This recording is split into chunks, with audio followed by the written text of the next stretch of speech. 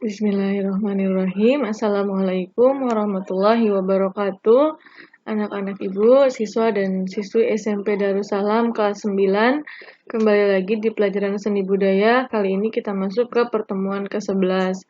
Disiapkan alat tulisnya, dicatat nanti materi yang harus dicatat yang tidak terdapat di LKS, karena nanti akan berikan pertanyaan di akhir dari tayangan video ini. Baik anak-anak ibu, mari kita awali kegiatan belajar jarak jauh kita hari ini dengan mengucap basmalah. Bismillahirrahmanirrahim. Sudah siap ya? Hari ini kita akan belajar materi mengenai unsur pendukung tari kreasi. Nah, dalam unsur pendukung tari kreasi pada pertemuan minggu lalu itu sudah sempat dibahas mengenai unsur gerak yang pertama. Dalam tari itu unsur yang paling utama dan yang paling penting adalah geraknya, karena tari itu merupakan gambaran gerak. Kemudian yang kedua, unsur yang penting adalah unsur musik.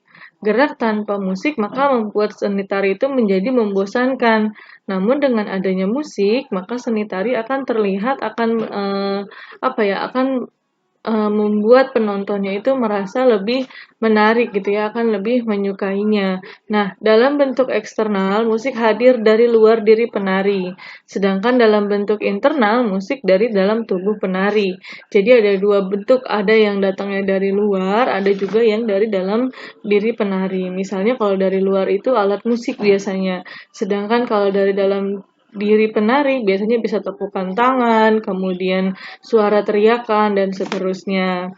Nah, musik iringan tari dapat dibedakan menjadi 3. Yang pertama, musik sebagai pengiring tari, artinya musik hanya berfungsi untuk mengiringi sebuah tarian. Yang kedua, musik sebagai ilustrasi, maksudnya musik tersebut berperan sebagai ilustrasi dari sebuah tarian.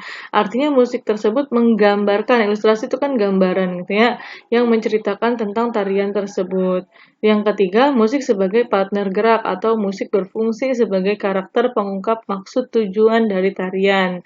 Jadi yang ketiga ini maksudnya adalah ketika gerakan yang dilakukan oleh si penari itu bergantung pada musik yang diperdengarkan. Selanjutnya yang sama-sama penting juga adalah unsur tata rias dan busana. Dalam seni tari, tata rias itu merupakan cara untuk mempercantik diri. Bisa dibayangkan jika penari tanpa tata rias gitu ya, mukanya kusut, nah pasti tidak akan tertarik orang untuk menonton tarian tersebut. Maka dalam seni tari harus ada yang namanya tata rias gitu ya, artinya wajahnya harus di make up atau di makeover sesuai dengan watak tokoh yang ada di pentas tersebut. Tata rias merupakan aspek dekorasi. Ada 8 macam tata rias. Yang pertama rias aksen namanya. Yang pertama, rias aksen artinya memberi tekanan pada pemain yang sudah mendekati peranan yang akan dimainkannya. Jadi aksen hanya tambahan ketika dia sudah mau tampil. Ini artinya ketika kita sudah mau tampil ya, nah. Kemudian yang kedua, rias jenis namanya. Merupakan riasan untuk merubah wajah pemain laki-laki dengan perempuan atau sebaliknya.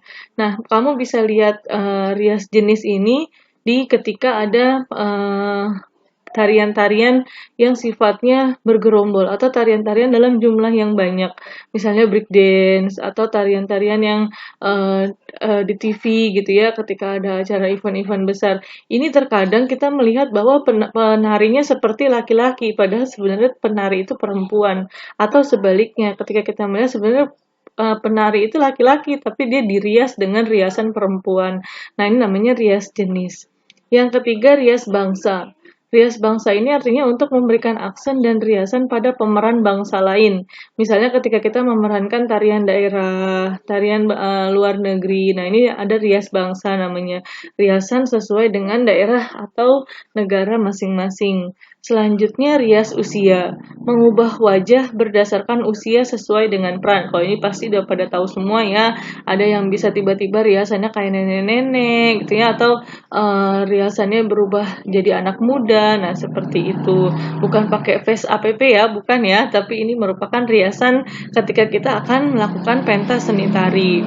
Kemudian yang selanjutnya adalah rias tokoh. Diperlukan untuk memberikan penjelasan pada tokoh yang diperankan.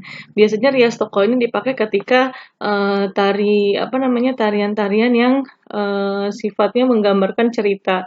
Misalnya kayak tari Rahwana, atau tari di apa namanya, tarian-tarian yang berasal dari Pulau Jawa gitu ya. Nah, itu kan dia lebih ke karakter tokohnya gitu ya, sehingga riasannya mengikuti karakter tokohnya.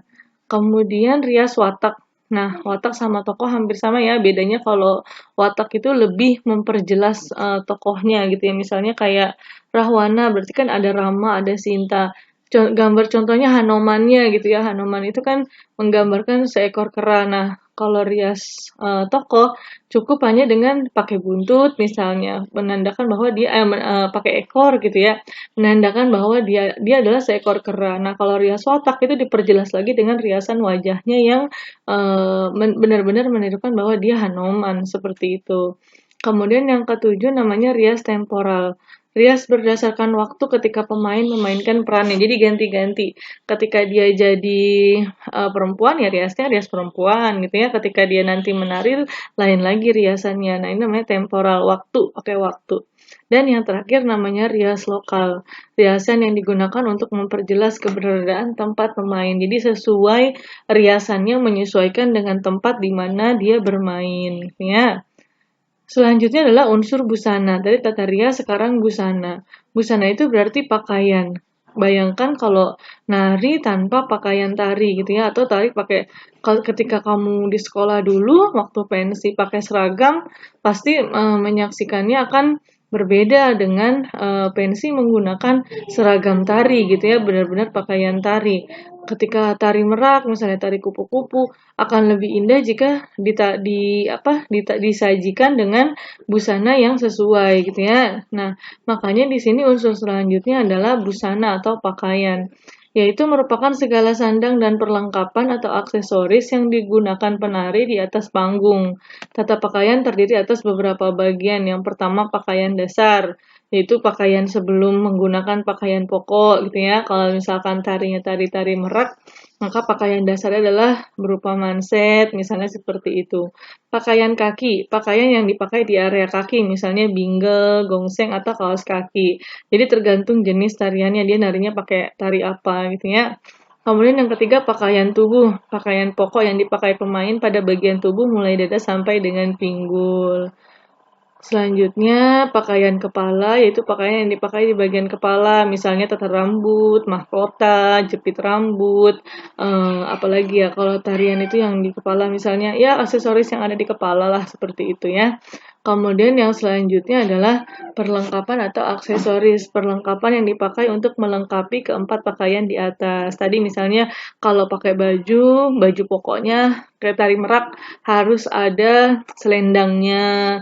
Kalau misalnya tari kupu-kupu harus ada sayap kupu-kupunya. Ya, dalam pembuatan pakaian, warna dan bahan merupakan hal penting yang harus diperhatikan karena akan mempengaruhi peran, watak, dan karakter tokohnya. Kalau kita lihat kan pakaian penari itu selalu kontras warnanya gitu ya, ngejreng. Nah, seperti itu. Selanjutnya adalah unsur properti. Dalam tarian itu ada yang namanya properti. Properti itu adalah ada beberapa jenis properti yang digunakan saat menari. Properti itu artinya alat, ya alat yang digunakan atau bahan tambahan yang digunakan ketika kita menari, gitu ya. Nah, berdasarkan properti yang digunakan, ada juga tarian yang menggunakan properti tapi tidak digunakan. Biasanya tarian itu digunakan sesuai dengan properti yang digunakan, gitu ya. Namanya itu sesuai dengan properti. Misalnya tari payung. Kenapa disebut tari payung? Ya karena narinya pakai payung. Tari piring. Kenapa disebut tari piring? Ya karena menarinya pakai piring seperti itu. Nah, ada juga tapi yang pakai properti namun tidak menyebutkan nama tariannya. Misalnya apa? Tari Pakarena. Pakarena itu menggunakan kipas tapi dia tidak disebut sebagai tari kipas. Tari merak menggunakan selendang, ya tidak pakai burung merak tapi pakai selendang, ya. Tari serimpi menggunakan kipas atau keris. Nah, ini namanya unsur properti. Selanjutnya adalah unsur setting. Setting itu penataan benda-benda dan aksesoris di atas panggung atau tempatnya, setnya gitu ya. Bentuk setting ada dua dimensi, ada dua, yaitu dimensi dan ada pula bentuk setting itu ada dua dimensi dan ada tiga dimensi. Sedangkan bentuk seni pertunjukan di Indonesia dibagi menjadi dua jenis, yaitu tradisional dan modern. Jadi tergantung panggungnya itu dua dimensi atau tiga dimensi. Yang biasa kita lihat paling dua dimensi ya, karena pertunjukan langsung seperti itu. Nah, biasanya juga seni pertunjukannya bisa modern, bisa tradisional. Yang terakhir, unsur lighting atau pencahayaan. Lighting adalah penataan cahaya di arena pentas. Sumber cahaya bisa berasal dari alam. Misalnya kalau pementasannya siang gitu ya, bisa memanfaatkan sinar matahari. Atau kalau misalkan memang momen acaranya malam pas bulan purnama, bisa memanfaatkan cahaya bulan. Atau bisa juga menggunakan tenaga listrik. Tapi yang biasanya banyak itu menggunakan tenaga listrik. Sumber cahaya akan menampakkan efek yang berbeda tergantung pada pencahayaan yang digunakan. Efek cahaya ini sangat penting dalam pementasan. Kenapa? Hasil baik atau tidaknya sebuah pementasan itu tergantung dari pencahayaannya. Oke, anak-anak Ibu, sampai sini dulu materi yang bisa Ibu sampaikan. Berikut ini ada 5 latihan soal seperti biasa yang harus dikerjakan. Tolong dijawab dengan benar. Jika masih ada yang belum jelas, bisa japri Ibu untuk diberikan penjelasan lebih lanjut. Tetap jaga kesehatan, patuhi protokol kesehatan ketika berada di luar. Yang rajin belajarnya, ingat kamu harus bisa mengikuti apapun yang ada saat ini. Jadi kita harus bisa menyesuaikan diri dengan tuntutan perkembangan zaman. Dari Ibu cukup, terima kasih. Assalamualaikum warahmatullahi wabarakatuh.